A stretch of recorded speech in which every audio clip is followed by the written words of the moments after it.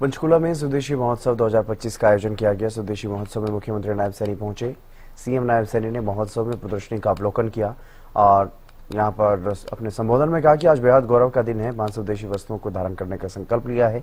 स्वदेशी का विचार हमारे लिए नया विचार नहीं है। भारत की आजादी का लक्ष्य ही स्वदेशी था। हमने स्वयं सहायता समूहों को सशक्त बनाने का काम किया।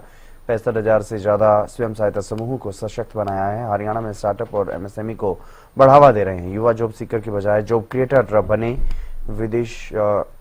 विदेशी को भगाना है, स्वदेशी को अपनाना है और स्थानीय चीजों को इंटरनेशनल पहचान दिलानी है। ये संकल्प यहाँ पर लेते हुए नजर आए।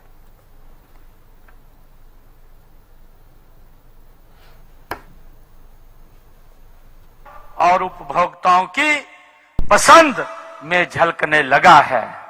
साथियों, मैं कहना चाहूंगा कि स्वदेशी की झलक देता है, यह स्वदेशी की झलक देता है हर स्टॉल, हर विचार, नई उड़ान भरता है आत्मनिर्भर भारत का बाजार। साथियों, मुझे खुशी है कि स्वदेशी का विचार हमारे लिए ये नया विचार नहीं है। जब हम इतिहास के पन्नों को हम पलट करके देखते हैं तो पाते हैं कि भारत की आजादी की लड़ाई का लक्ष्य ही स्वदेशी था। जब हमारे महान रणबांकुरों ने इस आजादी के लिए संघर्ष किया तो उनकी सोच थी कि यहां से अंग्रेजों को भगाना है, विदेशी को भगाना है और स्वदेशी को हमें अपनाना है, अपने जीवन में उतारना है। साथियों, राष्ट्रपिता महात्मा गांधी जी ने चरखे और खादी को केवल वस्त्र नहीं, हम सब जानते हैं, बल्कि स्वावलंबन का उन्होंने अस्त्र बनाया है।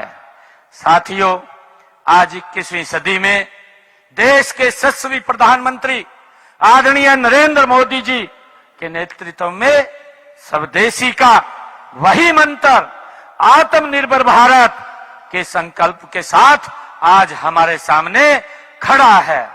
हमने प्रदेश में पद्मा जैसी महत्वाकांक्षी योजना शुरू की है।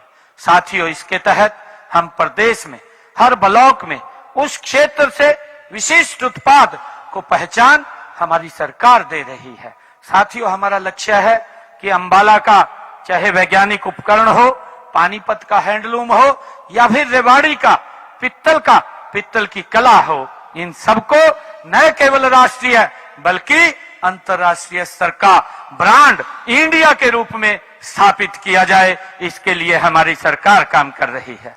साथियों, हम सभी जानते हैं कि हमने एमएसएमई हमारी अर्थव्यवस्था की ये रीढ़ की हड्डी है।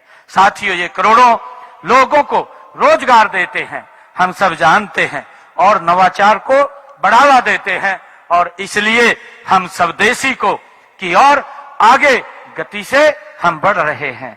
इसमें हम अगर देखते हैं, चाहे स्टार्टअप हो चाहे एमएसएमई को हम बढ़ावा दे रहे हैं। साथियों, वर्तमान में हरियाणा में 12 लाख से अधिक पंजीकृत एमएसएमई जो 65 लाख से अधिक लोगों को रोजगार प्रदान कर रहे हैं। साथियों, मैं प्रदेश के युवाओं से ये आह्वान भी करता हूं कि जब आप जॉब सीकर बनने के बजाय आप जॉब क्रिएटर बनने का साहस जुटाएं, इसके ऊपर गति से आगे बढ़ें। साथियों, हरियाणा सरकार आपकी उद्यमशीलता को पंख देने के लिए हर कदम पर आपके साथ कंधे से कंधा मिला करके खड़ी है। हमने मुद्रा योजना हो, स्टैंड अप इंडिया हो या एमएसएमई के क्षेत्र में विशेष सब्सिडी की सरकार के द्वारा व्यवस्था हो। जब आप स्वदेशी तकनीक का विकास करेंगे तो आप केवल एक व्यवसाय नहीं करेंगे बल्कि आप भारत को विश्व गुरु की दिशा में एक ठोस कदम आप रखेंगे। साथियों, हमारा लक्ष्य है कि रोजगार मांगने वाला नहीं, रोजगार देने वाला युवा हम बल तैयार करें। साथियों, हमने इस दिशा में हरियाणा राज्य स्टार्टअप नीति 2022 उसको भी लागू किया है। साथियों, इससे प्रदेश नई स्टार्टअप संस्कृति विकसित हो।